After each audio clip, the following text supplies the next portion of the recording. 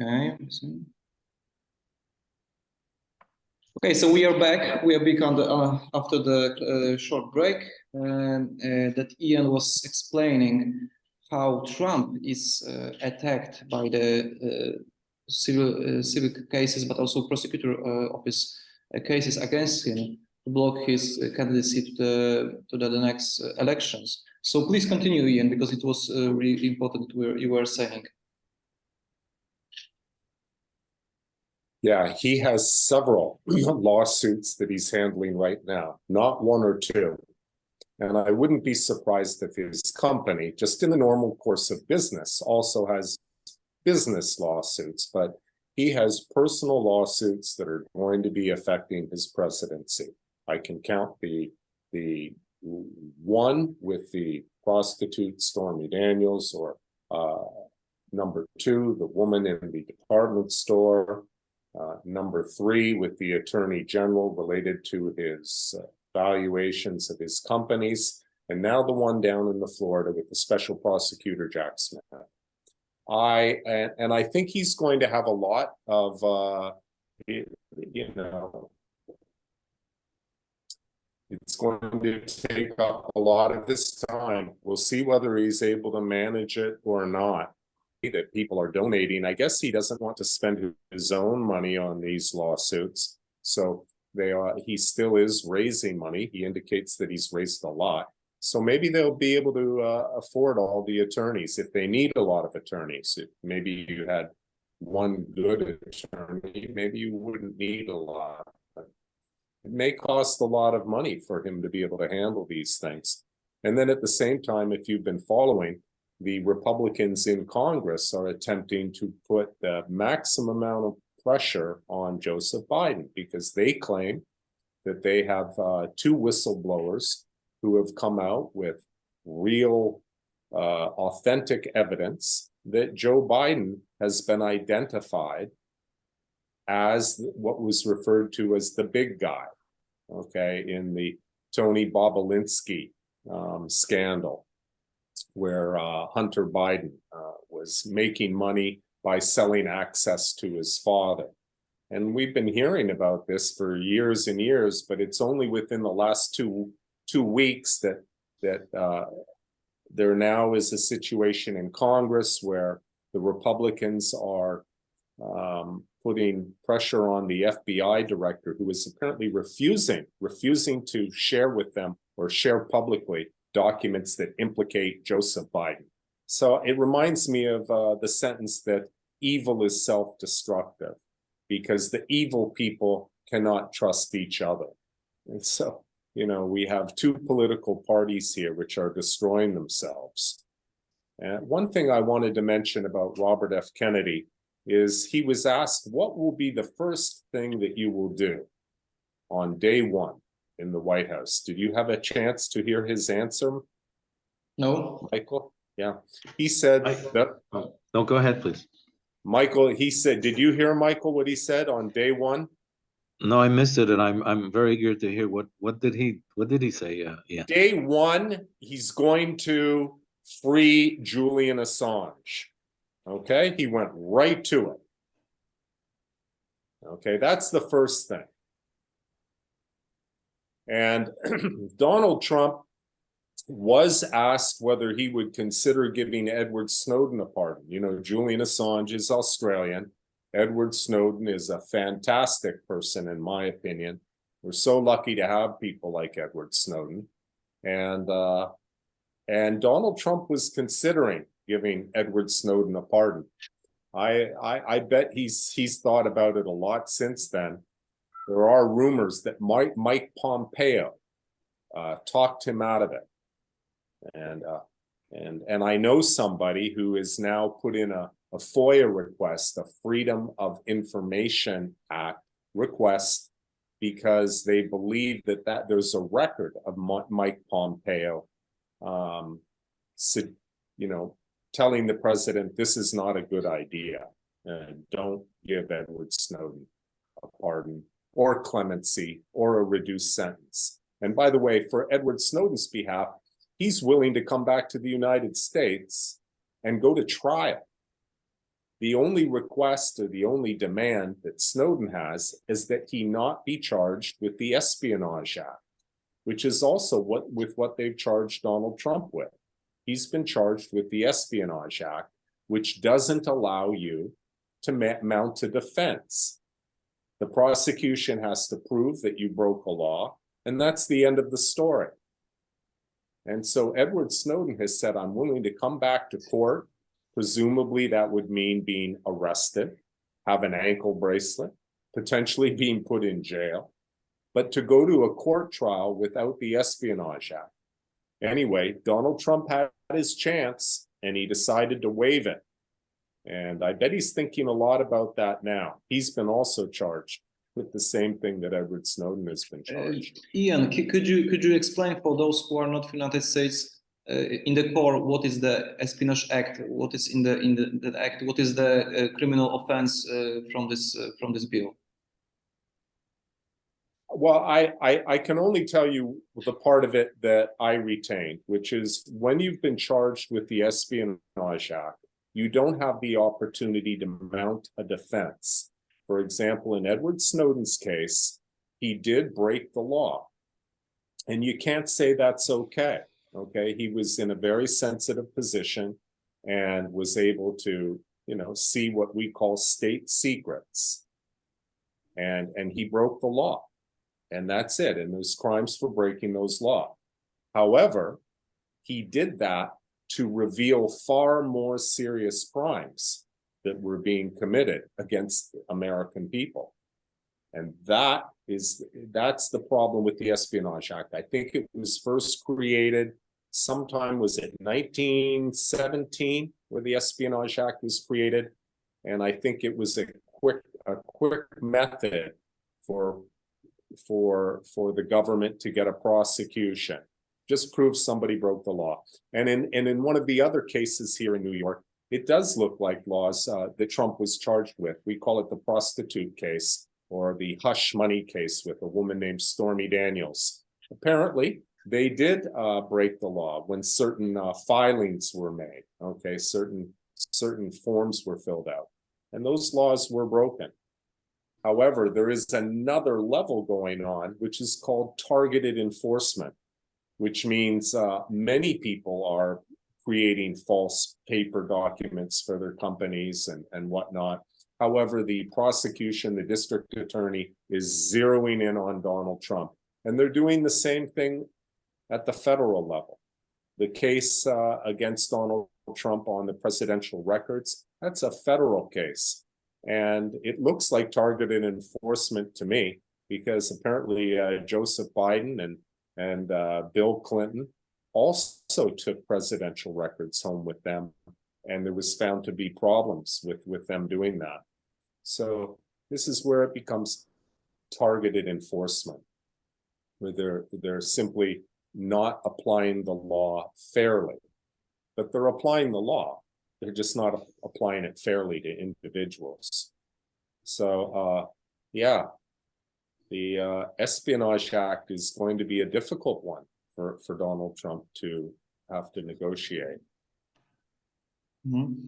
But, it's from our perspective, Polish perspective. I can give you some from our what is happening now in Poland about this Espionage Acts and this kind of law that are introduced in Poland now, because of course we are close to this armed conflict on Ukraine, and the Polish government is changing also our espionage law, criminal code. So they are adding to the traditional espionage, so taking the information like Snowden did from the one government and give to the other government as a betrayer and so on. And they are adding a new espionage criminal act, which is disinformation, for instance. So if you are, if some, of course, foreign officer, foreign intelligent officer bring you some information, and you are as a journalist, and you think that he's a, I don't know, he's a businessman, or he's a I don't know, some whistleblower or somebody, and you are introducing this false information to the public, you can be charged for espionage.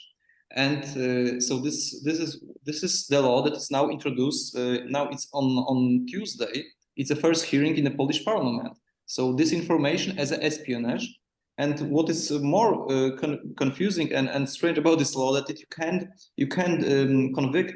be convicted even if you are not you're not aware that you are party of some special operation of the Foreign Intelligence Service. But in the act it says that from the general situation you should know that you could be talking with the, for instance, Russian intelligence officer of Foreign Service.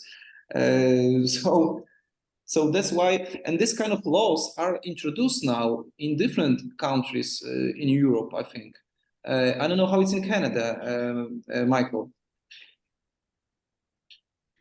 Well, there is Official Secrets Act in Canada. I'm not an expert in the legalese, which you face prosecution similar to what Ian mentioned in Canada.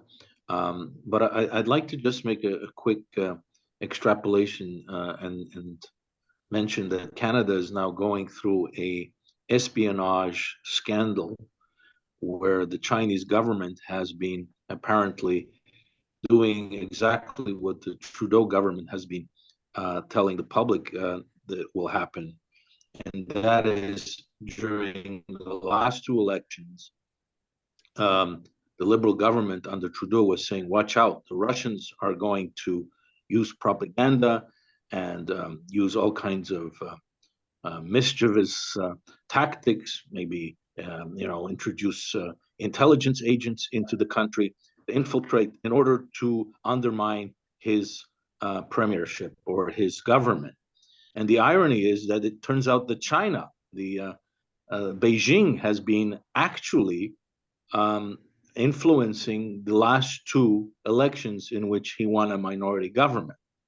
So there is a kind of a paranoia here which reigns, where many people are under suspicion of having collaborated with the Chinese Communist Party in assisting the Prime Minister Justin Trudeau in being elected and re-elected. I don't know if my American friends are too gobsmacked about this story, but we are, because it is a case of intelligence agents undermining the highest levels of government and infiltrating the highest levels of government. And I'm sure that Washington, not inside the Beltway, maybe not, but definitely in Langley at the three-letter word agency, they are paying attention to this, and they're certainly not pleased to see that Mr. Trudeau is put into power by a foreign enemy that the United States is now saber rattling against, which could lead to some confrontation in the South China Sea, which is China. So there you have it. The United States has a northern neighbor which is under total domination politically and possibly in the foreign policy realm as far as China is concerned, by Beijing, which I find quite extraordinary. And of course, if I didn't pay so much attention to Ukraine and being a Polish Canadian, I would definitely be all over this story. How did China or the Chinese Communist Party infiltrate at the highest levels of the Canadian government in order to get Trudeau into power, not just once, but twice? Okay, any comment here? Yeah, I'm wondering if Michael had a chance to follow the Twitter files, which has made a huge impact here. I mean, the Twitter files revealing that the intelligence agencies here were actually embedded with the pharmaceutical industry. This is really bad news, and really, I can, I was thinking before we came on today, and I said, I'm not here to scare anybody. And I guess if you're a young child and you're not in a war zone, you know, and you have reasonably good parents and friends, life is great right now. You know, if you know, certainly when I was a child, there were horrible things happening in the world, but I generally thought the world was a pretty great place. So now that I'm older and my tastes have changed and I've become interested in knowing about how power structures work, it's not good news.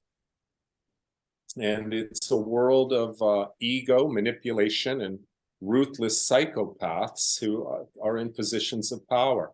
You might have heard that when the Trump-Michael Cohen case, Michael Cohen was Trump's lawyer, and this ended up in a lawsuit where Trump's taxes were, you know, reviewed by the Department of Justice. There was a woman who was appointed named Judge Barbara Jones as the special master. And that's where the judge in a case appoints another judge as a kind of monitor. And in this case, Judge Jones went into a secure room provided by the Department of Justice and went over Trump's personal documents.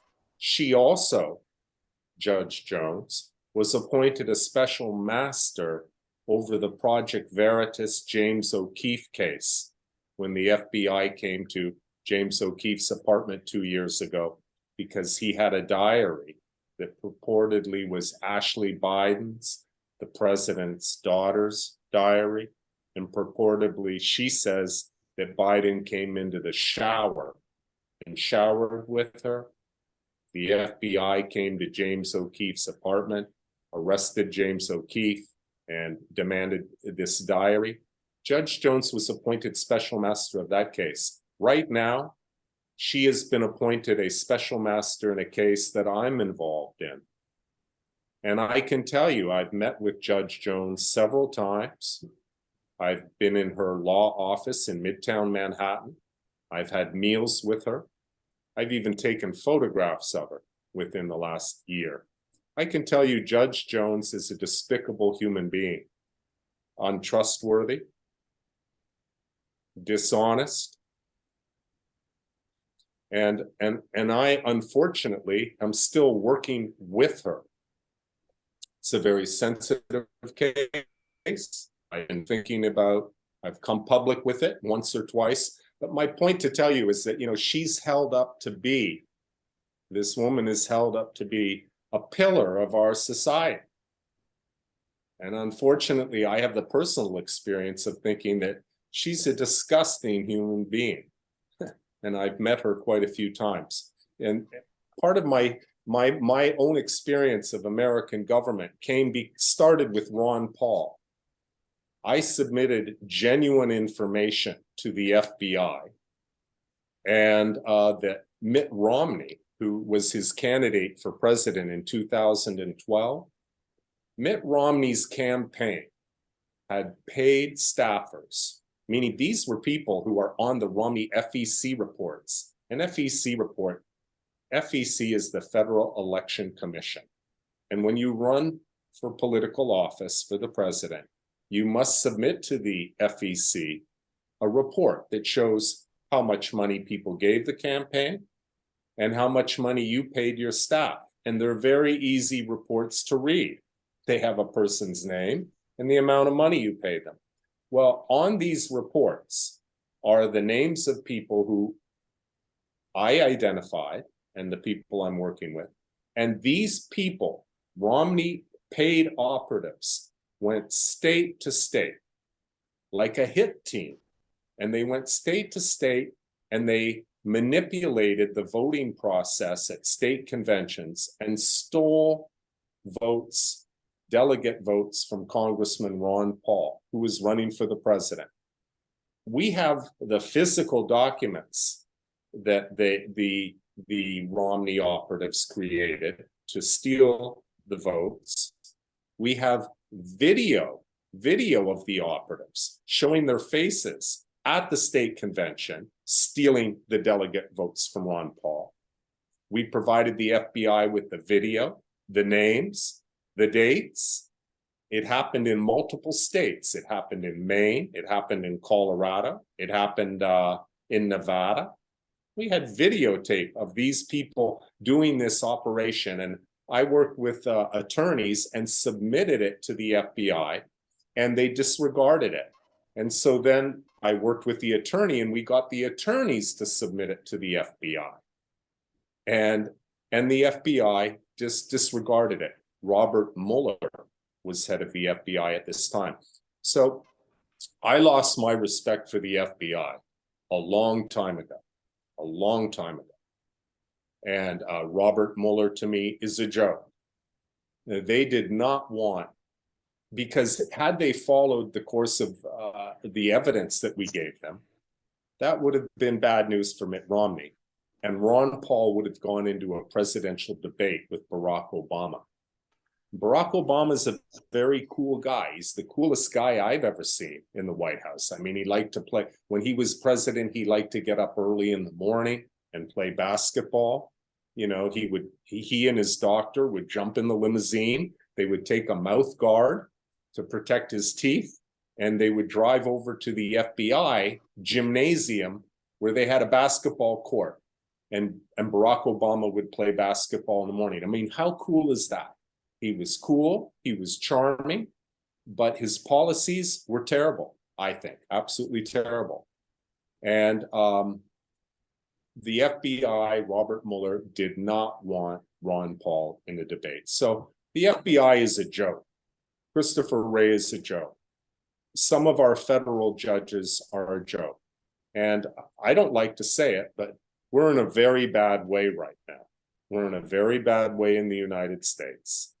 And I'd like to have some good news there. I'm sure if you're a kid right now and you're running around outside, or you don't focus on politics, life is still good for those people. But for people who are really trying to understand the power structure, we're in a very bad way right now in the United States. And unfortunately, it's affecting countries like Poland and the Ukraine, while a bunch of psychopaths and crazy people have control of power. They're judges, they're prosecutors, they work at the State Department. And many of these people have never opened a business by themselves. They've never opened up a hardware store or a dry cleaner store or a grocery store. None of them have ever opened a business before. They've gone into government, they know government, and this is how they build their careers. And of course, we have to add, not all of them are that way. Gentlemen, I'm afraid I'm going to have to leave for a Geopolitics Today live stream in about 10 minutes. So if you want to pick my brains, please do so in the 10-minute time span. That, yes, we're gonna finish like in 10 minutes. So Ian gave us.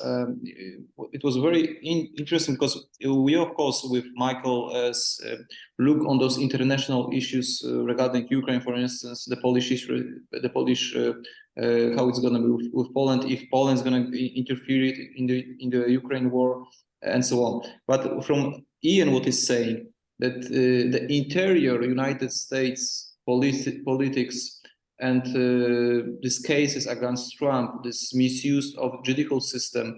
We also had an interview a few months ago with a Democratic candidate, Jeffrey Young.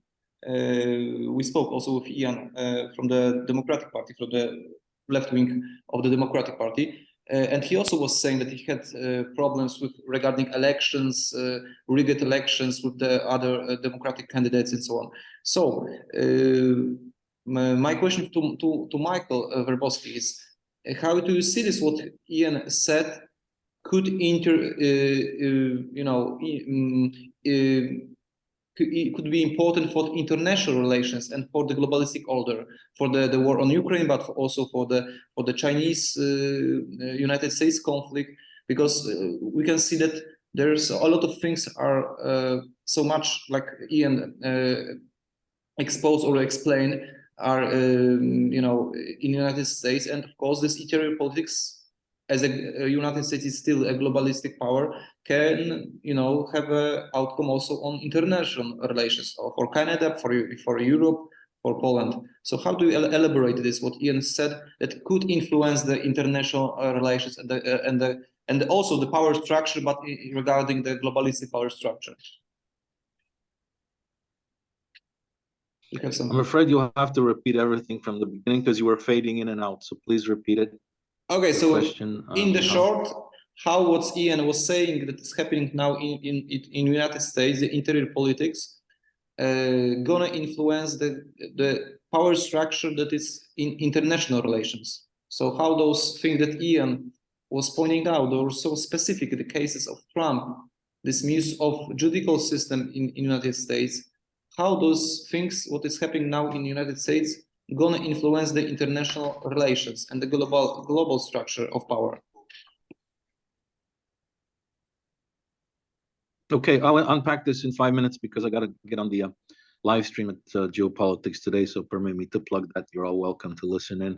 We're going to actually discuss this issue, the indictments that Ian has mentioned in great detail, which I find fascinating because listening to Ian's account of all of this, persecution by legal means is extraordinary. And as a non-American, we're watching a former president being, practically crucified in the courts, and that's something quite extraordinary to witness. I don't know in recent history, certainly not in the Commonwealth, a prime minister that's taken to court for whatever alleged crimes he may have committed, and is taken to Queen's Court and accused of all kinds of this shenanigans, legal shenanigans. Now, again, I'm not a expert lawyer, although I did have colleagues when I studied political science who were in the law school in France, actually, and it would be inconceivable for a French president to be taken in front of the courts. I mean, there were scandals involving previous French presidents, but they never led anywhere, and they were just shenanigans to divert attention away from domestic political problems. And I don't think any French president was ever indicted, or any Canadian or British prime minister was ever indicted. And I don't think these indictments or charges will go anywhere as far as Trump is concerned. But it does do damage. It thwarts his candidacy, and it's a kind of like death by 1,000 cuts his candidacy, and that this infliction of constant, inquisitional type of charges will definitely slow progress for him. And I believe that Robert Kennedy is happy about that because he's after all going to be his rival, possibly, in the upcoming elections. But that's my personal view. But your question is a very valid one. What are the domestic policies and these shenanigans going on? How do they influence a foreign policy? Well, it weakens the United States.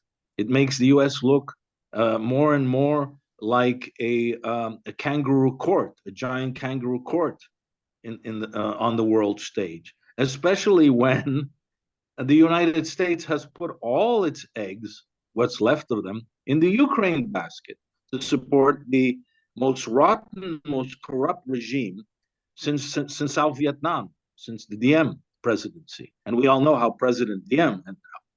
He didn't end up in a very nice place. Let's put it that way. Look it up, and that's how I see the president of Ukraine ending his career. In other words, permanently on this earth. So, to answer your question, then I'm afraid I'll have to make a seamless exit. We're very, very worried, the G7 partners, the NATO countries, about the infighting, the political infighting, the backstabbing going on within parties, the rivalries. There has no no real clear roadmap how to get the United States back on track, except for going to into more war. And the neocons in Washington, I think they're delighted to see this courthouse circus is going on, because they've taken over American foreign policy. It's almost as if a coup took place. You have the State Department run by the neocons. You have the White House run by the neocons. And we all know what they want. They want more war. So this is a very, very dangerous situation. And all American allies, there is such a thing. I mean, there are no such thing as allies. It's just countries have interests, not friends. Well, it's not in Canada's interest, it's not in Western Europe's interest to see the United States disintegrate in this matter on the domestic front, because they cannot manage foreign policy in a sane way if there's so much infighting at home. Thank you, Michael. I know that you have your own podcasts, so thank you for those two meetings in two parts of our discussion in Polish. I already published it, and it's on Polish Twitter.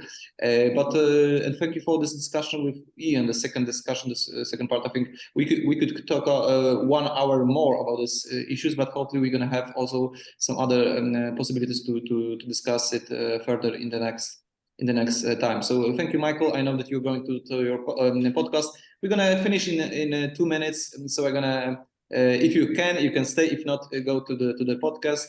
Ian, Michael, Thank you both. Thank you, Michael. Bye-bye, Michael. Bye-bye. Let's see, Michael going out. You should log out, not leave your camera. But anyway, so Ian, we have like the last word that we from you. Because we have not 2 minutes more. What you can say to the Polish audience, because they're also going to see, and we are like a country that is close to this armed conflict. We have also our elections coming in this November, and of course we also always looking at United States, what's happening there. So how?